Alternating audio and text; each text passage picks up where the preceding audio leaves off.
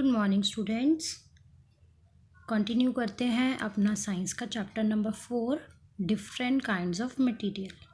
Previous class में हमने सीखा था कि हमें अपनी चीज़ों को प्रॉपर तरीके से ग्रुपिंग करके क्लासिफिकेशन करके उनको एडजस्ट करके रखना चाहिए। आज हम कुछ मटेरियल्स के बारे में देखेंगे और उनको सेपरेट करेंगे अलग अलग ग्रुप्स में। Materials can be grouped on the basis of following properties. Different material को हम किस प्रॉपर्टी के आधार पर, किस बेसिस पर अलग कर सकते हैं। First is appearance. Appearance means कि उनकी बनावट कैसी है, वो देखने में कैसे हैं, लस्टरस हैं या नॉन लस्टरस है। अब ये लस्टरस क्या होता है, ये वर्ड आपने शायद पहली बार सुना हो। लस्टरस मीन्स चमक।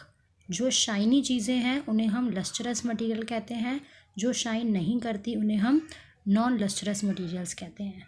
सेकेंड है हार्डनेस। कौन सी चीज़ हार्ड है और कौन सी चीज़ सॉफ्ट है। हार्डनेस और सॉफ्टनेस को अगर हम मटेरियल में देख रहे हैं तो हम उसे हार्डनेस और सॉफ्टनेस बोलेंगे, और अगर हम टच करके उसको फील कर रहे हैं कि उसका टच कैसा है, वो हाथ लगाने में चीज़ कैसी हमें फील हो रही है, तो उसे हम टेक्सचर बोलेंगे। नेक्स्ट आता है हमारा सॉल्युबिलिटी, कि वो चीज़ पानी में घुल सकती है या नहीं घुल सकती। तो जो चीज़ें पानी में घुल जाएंगी उन्हें हम बोलेंगे सॉल्युबल मटेरियल, जो नहीं घुलेंगी उन्हें हम कहेंगे इनसॉल्युबल मटेरियल। नेक्स्ट आता है हमारा एबिलिटी टू फ्लोट और सिंक। जो चीज़ें पानी में बह जाती हैं, ऊपर टॉप सरफेस पर फ्लोट करती हैं, उन्हें हम बोलते हैं फ्लोटिंग ऑब्जेक्ट्स। और जो चीज़ें पानी में डूब जाती हैं, निचले सरफेस पर जाकर बैठ जाती हैं, उन्हें हम बोलेंगे सिंक। ट्रांसपेरेंसी मीन्स आर पार देखने की क्षमता। जिन चीज़ों के आर पार हम देख सकते हैं उन्हें हम ट्रांसपेरेंट बोलते हैं। जिनके आर पार हम नहीं देख सकते उन्हें हम ओपेक बोलते हैं। Opaque, OPAQUE, opaque. और जिनके आसपास हम देख सकते हैं लेकिन क्लियर नहीं, धुंधला धुंधला देख सकते हैं, उन्हें हम बोलते हैं ट्रांसलूसेंट। राइट। फिर आता है हमारा कंडक्टिविटी। कंडक्टिविटी का मतलब जिन चीज़ों के आर पार इलेक्ट्रिसिटी और हीट पास ऑन हो सकती है उन्हें हम बोलते हैं गुड कंडक्टर्स। जिनके आर पार नहीं हो सकती इलेक्ट्रिसिटी और हीट कंडक्ट, उन्हें हम बोलते हैं इंसुलेटर्स या फिर बैड कंडक्टर्स। नेक्स्ट आता है मैग्नेटिक नेचर। मैग्नेटिक नेचर का मतलब जो चीज़ें मैग्नेट के साथ अट्रैक्ट हो जाती हैं, मैग्नेट के साथ चिपक जाती हैं, उन्हें मैग्नेटिक प्रॉपर्टीज़ के हिसाब से हम उसको सेपरेट करते हैं। और जो चीज़ें नहीं होती उन्हें हम नॉन मैग्नेटिक मटेरियल बोलते हैं। नेक्स्ट आता है आपका फिजिकल स्टेट। फिजिकल स्टेट्स आप पढ़ते आ रहे हो 4th क्लास से। 3 स्टेट्स ऑफ मैटर के चैप्टर में हमेशा हमने पढ़ा है सॉलिड, लिक्विड एंड गैस। तो ये होती है हमारी फिजिकल स्टेट्स। अब हम 1 बाय 1 विद एग्जांपल इन्हें पढ़ेंगे। फर्स्ट है हमारा अपीयरेंस। अपीयरेंस में हमने पढ़ा लस्टरस और शाइनी। तो जो चीज़ें चमकती हैं उन्हें हम लस्टरस ऑब्जेक्ट कहते हैं, जो नहीं चमकती उन्हें हम नॉन लस्टरस कहते हैं।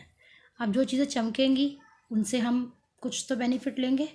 जो चीज़ें शाइन कर रही हैं उनसे हम बना लेंगे बैंगल्स, रिंग, नेकलेस, चेन, कुछ भी बना सकते हैं।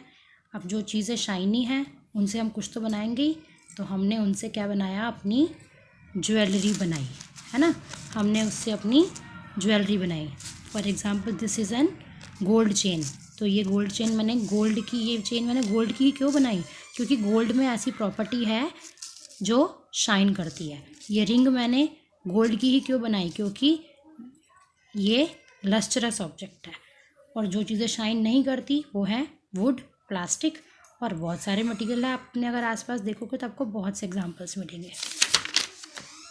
नेक्स्ट आता है हमारा हार्डनेस या फिर टेक्सचर।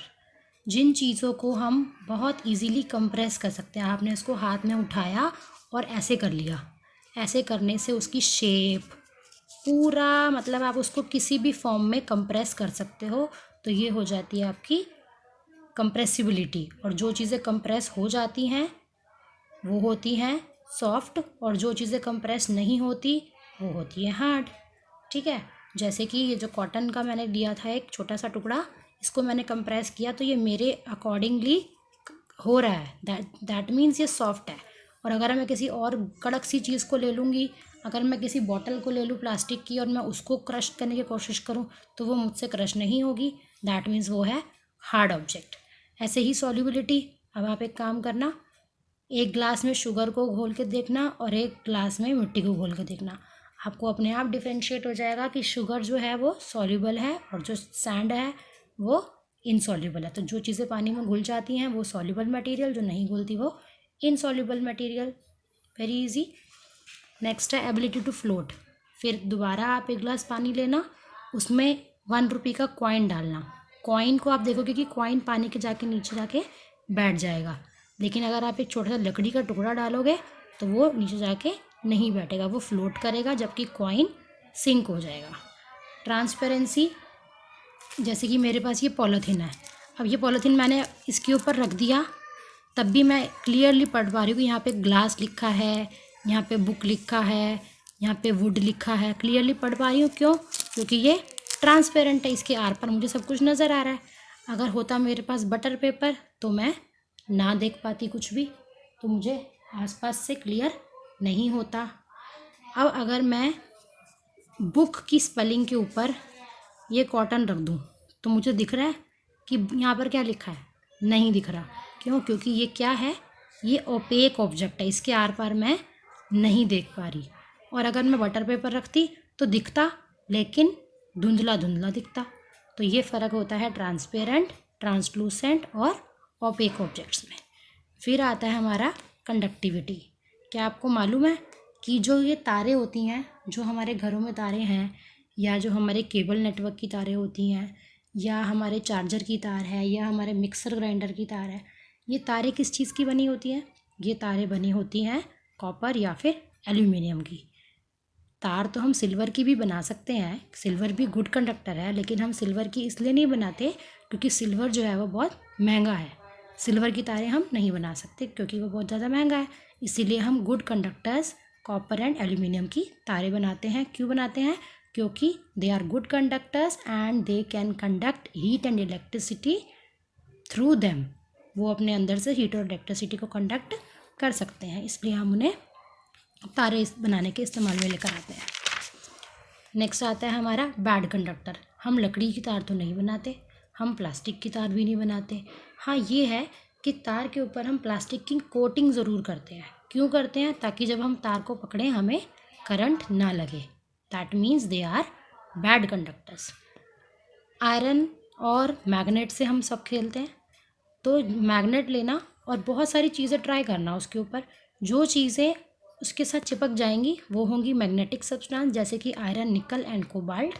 और जो चीज़ें नहीं चिपकेंगी उन्हें हम कहेंगे नॉन मैग्नेटिक सब्सटेंस, जैसे कि वुड एंड प्लास्टिक। लास्ट आता है हमारा फिजिकल स्टेट्स ऑफ मैटर। जो चीज़ें कड़क होती हैं, हार्ड होती हैं, वो होती हैं सॉलिड। जो बह जाएं, आपने ज़मीन पर फेंका, वो चीज़ें बह गई तो वो होती हैं लिक्विड। और जो चीज़ें आपको नज़र नहीं आती, आप केवल उन्हें महसूस कर सकते हो, होती हैं गैस, जैसे कि ऑक्सीजन एंड कार्बन डाइऑक्साइड। तो सॉलिड के एग्जांपल है वैक्स एंड आइस, लिक्विड के वाटर, जूस एंड विनेगर, और गैस के ऑक्सीजन, कार्बन डाइऑक्साइड और भी बहुत सारी गैसेस एक्सेट्रा। ठीक है।